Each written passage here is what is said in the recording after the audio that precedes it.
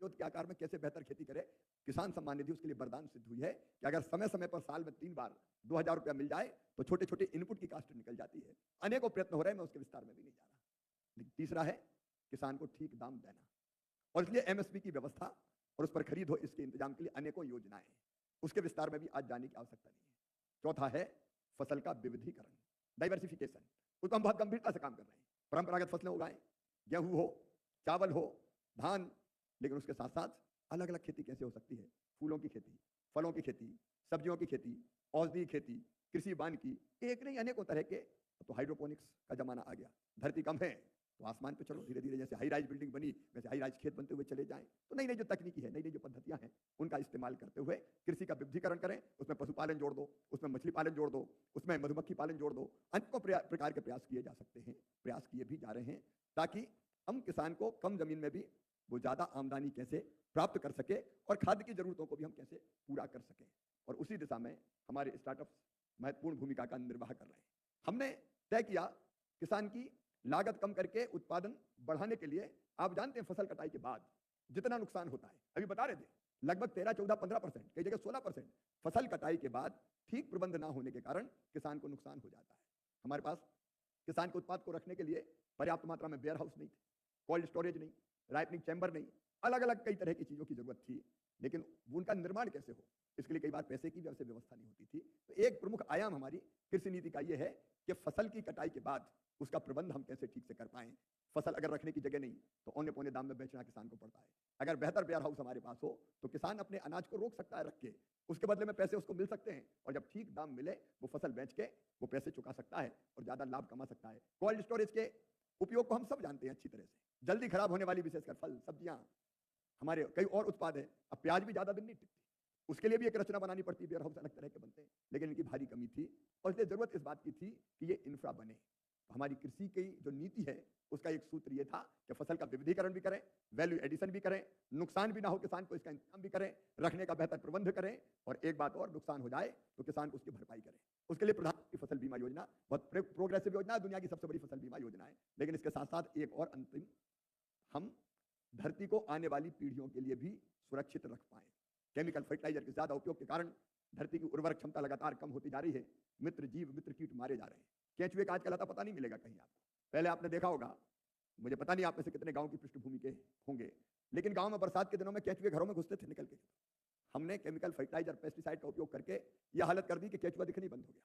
और केंचुआ मित्र कीट है, जमीन में अंदर 40-40 फुट 50-50 फुट तक जाता था, फिर ऊपर आता था, फिर नीचे जाता था, फिर ऊपर आता था, ऑक्सीजन नीचे तक जाती थी, जैव कार्बन बढ़ता था, और उसके साथ साथ वो उर्वर भुरभुरी कर देता था जमीन को, मिट्टी खाता था और मिट्टी वापस छोड़ता था, वो सबसे बेहतर खाद होता था। लेकिन केंचुआ जैसे जीव समाप्त हो गए आने वाली पीढ़ियों को। और दूसरी बात, जो हमने खाद्यान्न पैदा किया, अन्न हो, फल हो, सब्जियां हो, केमिकल फर्टिलाइजर और पेस्टिसाइड के कारण कई बीमारियां आज मनुष्य को हो रही है, उससे हम अवगत है।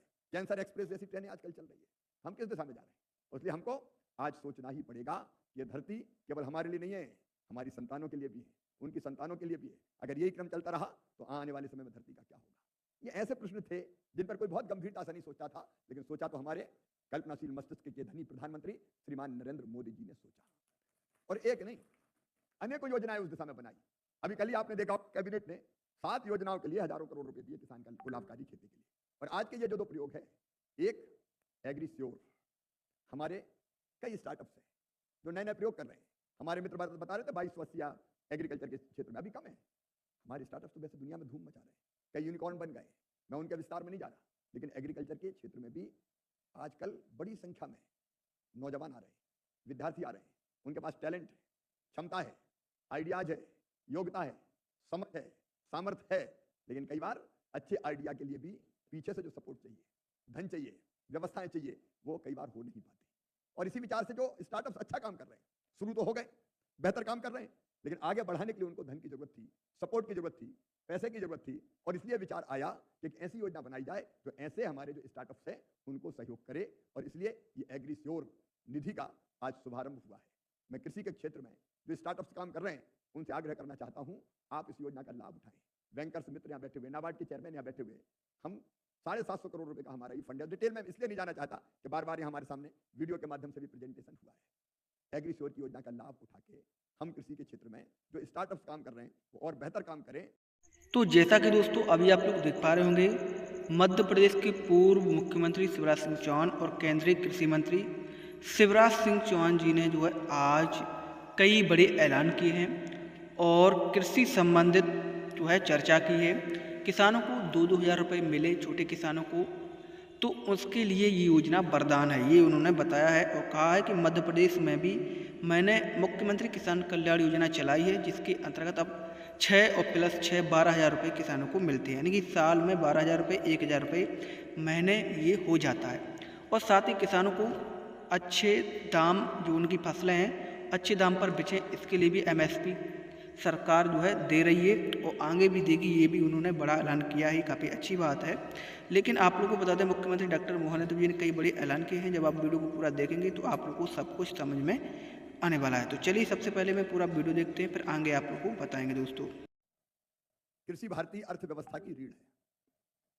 अभी बताया हमारे मित्रों ने कि देश की GDP में 18% योगदान आज भी खेती का है, और 18% तो सीधे सीधे है डायरेक्ट। इनडायरेक्ट कितना होगा जरा सोचिए। किसान के पास जब पैसा आता है, फसल अच्छी होती है, वो दुकान पे खरीदने जाता है सामान। अगर पैसा पास में होगा तो गाड़ी खरीदेगा, टीवी खरीदेगा, फ्रिज खरीदेगा, मकान बनाएगा, सीमेंट, सरिया, कपड़े। जब वो खरीदता है तो व्यापारी की दुकान चलती है, क्योंकि किसान सबसे बड़ा उत्पादक भी है और सबसे बड़ा उपभोक्ता भी किसान ही है। 50% से ज्यादा लोग खेती पर निर्भर है। और जब व्यापारी की दुकान चलती है तो कारखानों के पहिए भी चलते हैं, स्टार्टअप्स भी चलते हैं, और फिर उससे पूंजी का निर्माण होता है। पूंजी का निर्माण होता तो नया निवेश आता है। तो डायरेक्ट तो 18% योगदान है किसानों का, लेकिन इनडायरेक्ट की अगर चर्चा करें तो इससे बहुत ज्यादा है। और इसलिए किसान हमारे लिए महत्वपूर्ण। मैं कहता हूं, कृषि अगर अर्थव्यवस्था की रीढ़ है तो किसान उसके प्राण है। और इसलिए मैं हमेशा कहता हूं कि किसान हमारे लिए भगवान है, किसानों की सेवा हमारे लिए भगवान की पूजा है। और हमारे प्रधानमंत्री नरेंद्र मोदी जी, उनकी सर्वोच्च प्राथमिकता है खेती, कृषि। उनके वैज्ञानिक दृष्टिकोण के कारण खेती में अनेकों क्रांतिकारी परिवर्तन केवल सतही स्तर पर काम नहीं करते, वो केवल अच्छे लगने वाली घोषणाएं नहीं करते, वो खेती को यथार्थ में कैसे खेती और किसानी आगे बढ़ के किसान की आय बढ़ाए और दूसरी तरफ भारत की खाद्य सुरक्षा को सुनिश्चित करे, जनता को पौष्टिक आहार मिले। तो एक अलग तरह का उनका दृष्टिकोण है। और इसलिए खेती को लाभ का धंधा बनाने के लिए, किसानों की आय दुगनी करने के लिए जो रोड मैप तय किया प्रधानमंत्री जी के नेतृत्व में और उनके मार्गदर्शन में, उसके 6 सूत्र हैं। नंबर 1, उत्पादन बढ़ाना। उत्पादन बढ़ाने के अनेकों प्रयत्न किए जा रहे हैं। उनमें से सिंचाई की बेहतर व्यवस्था से लेकर अच्छे बीजों तक का निर्माण शामिल है।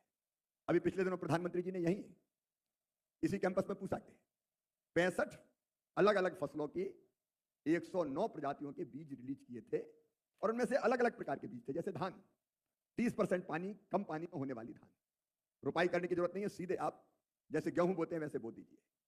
बाजरा की एक 70 दिन की किस्म विकसित की भारतीय कृषि अनुसंधान परिषद ने। आमतौर पर 110 दिन में आती है, 115 दिन में आती है। एक नहीं, ऐसे अनेकों प्रयत्न किए तो उत्पादन बढ़े, जलवायु अनुकूल बीज आए, अच्छा उत्पादन देने वाले बीज आए, ग्लोबल वार्मिंग और क्लाइमेट चेंज के खतरों से वो फसल निपट सके, उसके प्रयत्न जारी है। तो एक, उत्पादन बढ़ाना। दूसरा है उत्पादन की लागत कम करना। कम लागत करके किसान का प्रॉफिट बढ़ सकता है, और उस दिशा में लगातार सरकार अनेकों प्रकार के कदम उठा रही है। अलग अलग तरह की कृषि पद्धतियों, जैसे धान में ही और श्री पद्धति जैसी पद्धति। तो जैसा कि दोस्तों अभी आप लोग देख पा रहे होंगे, केंद्रीय कृषि मंत्री और मध्य प्रदेश के पूर्व मुख्यमंत्री शिवराज सिंह चौहान जी को, उन्होंने किसानों को कहा है कि किसानों का योगदान जो है बहुत ज़्यादा रहता है देश में। 18% GDP जो है हमारे देश में किसानों की है। डायरेक्ट और इनडायरेक्ट की अगर हम बात करें तो उन्होंने कहा है कि 50% जो है किसान सहायता करता है, तो काफ़ी अच्छी बात है। लेकिन उन्होंने खासकर जो है किसानों को लेकर आज चर्चा की है, कैसे किसानों की आमदनी दोगुनी हो, कैसे किसानों को, चाहे वो फसल बीमा योजना हो, चाहे किसानों को फसल के अच्छे दाम रेट देना हो, वेयर हाउस बनाना हो, और कई योजनाओं को लेकर आखिरकार मुख्यमंत्री डॉक्टर मोहन यादव जी ने फसल बीमा, मुख्यमंत्री किसान कल्याण योजना, किसान सम्मान निधि, राहत राशि, किसानों की अगर फसल खराब हो जाए तो उसको राहत राशि, गरीबों को पक्के मकान दिए जाएं, इसको लेकर आज उन्होंने खासकर चर्चा की है। तो ये काफ़ी अच्छी बात है। जो केंद्रीय कृषि मंत्री है, पूरे भारत के कृषि मंत्री हैं, तो वो सभी समस्याओं को सुन रहे हैं और देख भी रहे हैं। मैं उसके विस्तार में भी नहीं जा रहा। लेकिन तीसरा है किसान को ठीक दाम देना, और इसलिए एमएसपी की व्यवस्था और उस पर खरीद हो, इसके इंतजाम के लिए अनेकों योजनाएं हैं, उसके विस्तार में भी आज जाने की आवश्यकता नहीं है। चौथा है फसल का विविधीकरण, डाइवर्सिफिकेशन, उस पर हम बहुत गंभीरता से काम कर रहे हैं। परंपरागत फसलें उगाएं, गेहूं हो, चावल हो, धान, लेकिन उसके साथ साथ अलग अलग खेती कैसे हो सकती है, फूलों की खेती, फलों की खेती, सब्जियों की खेती, औषधि खेती, कृषि वानिकी, एक नहीं अनेकों तरह के। तो हाइड्रोपोनिक्स का जमाना आ गया, धरती कम है तो आसमान पे चलो, धीरे धीरे जैसे हाई राइज बिल्डिंग बनी वैसे हाई राइज खेत बनते हुए चले जाएं। तो नई नई जो तकनीकी है, नई नई जो पद्धतियां हैं, उनका इस्तेमाल करते हुए कृषि का विविधीकरण करें, उसमें पशुपालन जोड़ दो, उसमें मछली पालन जोड़ दो, उसमें मधुमक्खी पालन जोड़ दो, अनेकों प्रकार के प्रयास किए जा सकते हैं, प्रयास किए भी जा रहे हैं, ताकि हम किसान को कम जमीन में भी वो ज़्यादा आमदनी कैसे प्राप्त कर सके और खाद्य की जरूरतों को भी हम कैसे पूरा कर सकें। और उसी दिशा में हमारे स्टार्टअप्स महत्वपूर्ण भूमिका का निर्वाह कर रहे हैं। हमने तय किया किसान की